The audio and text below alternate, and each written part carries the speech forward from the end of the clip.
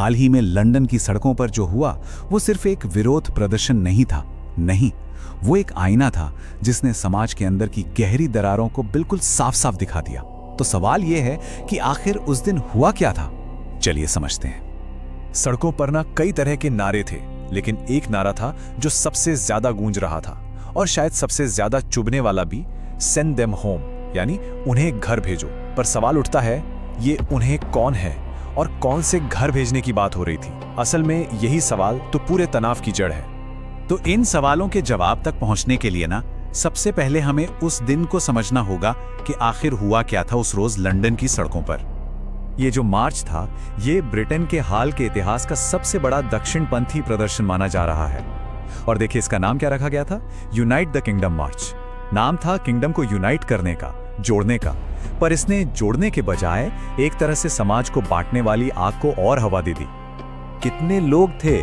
अंदाजा है कि करीब करीब 1 लाख लोग इसमें शामिल हुए। मतलब ये कोई छोटी मोटी भीड़ नहीं थी।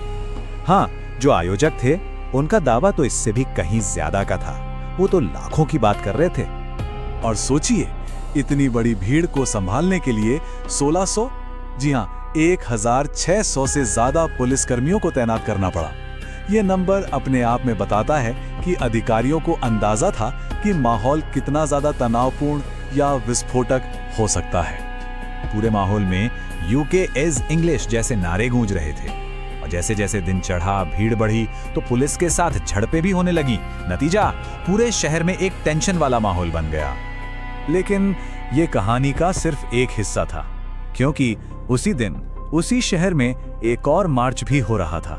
एक और आवाज भी उठ रही थी और उसका संदेश इसका बिल्कुल उल्टा था। तो देखिए तस्वीर कितनी साफ है।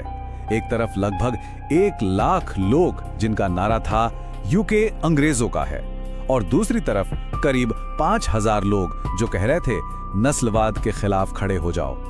लोगों की संख्या में भी और उनके संदेश में भी जमीन आसमान का फर्क था। जो लोग नस्लवाद के खिलाफ प्रदर्शन कर रहे थे उनका साफ कहना था कि ये जो दूसरा मूवमेंट है ना, ये बस नफरत फैलाने का एक तरीका है। उनके हिसाब से ये आज़ादी की आवाज़ नहीं थी। उनका मानना था कि इस तरह के नारों से प्रवासियों और माइनॉरिटीज के दिल में सीधा सीधा डर पैदा किया जा रहा है।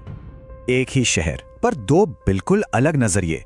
तो सवाल ये उठता है कि समाज में ये बंटवारा, ये दरार इतनी गहरी क्यों है? आखिर इसकी जड़ें कहाँ हैं? चलिए अब थोड़ा और गहराई में जाकर इसी को समझने की कोशिश करते हैं। जो एक्सपर्ट्स हैं वो इसे सिर्फ एक दिन की घटना मानकर नहीं चल रहे। उनके मुताबिक ये तो एक बहुत बड़ा सिग्नल है, एक संकेत है उस गहरी सामाजिक और राजनीतिक दरार का जो ब्रिटेन के समाज में पनप रही है। तो इस पूरे तनाव के पीछे ना 2 बड़ी वजहें बताई जाती हैं। 2 अलग अलग तर्क हैं। एक पक्ष का मानना है कि जो इमिग्रेशन हो रहा है उसकी वजह से देश के संसाधनों पर, मतलब नौकरियों पर, घरों पर दबाव बढ़ रहा है। वहीं जो दूसरा तर्क है वो ये कहता है कि ये सारी बातें असल में नस्लवाद का ही एक रूप है और ये अल्पसंख्यकों को टारगेट करने वाली एक विभाजनकारी राजनीति है। और पता है, बात सिर्फ लंदन की नहीं है। ये जो कुछ भी हो रहा है ये कोई अकेली घटना नहीं है। ये कहानी सिर्फ ब्रिटेन की नहीं है, इसकी गूंज आज पूरी दुनिया में सुनाई दे रही है। इमिग्रेशन और नेशनल आइडेंटिटी यानी आप्रवासन और राष्ट्रीय पहचान पर ये जो बहस है ये सिर्फ ब्रिटेन तक सीमित नहीं है। ये एक ग्लोबल मुद्दा बन चुका है, एक वैश्विक कश्मकश।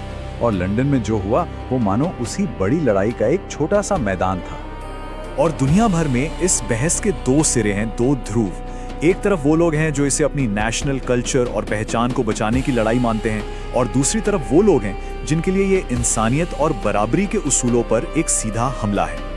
तो जब ये टकराव पूरी दुनिया में चल रहा है तो सवाल वापस ब्रिटेन पर आता है कि उसका भविष्य किस तरफ जाएगा। इस पूरे विश्लेषण का सबसे बड़ा सवाल शायद यही है। इस मार्च ने एक बात तो बिल्कुल शीशे की तरह साफ कर दी है कि ब्रिटेन अब अपनी पहचान से जुड़े इन बुनियादी मुश्किल सवालों से भाग नहीं सकता। अब इन्हें नजरअंदाज करने का वक्त जा चुका है।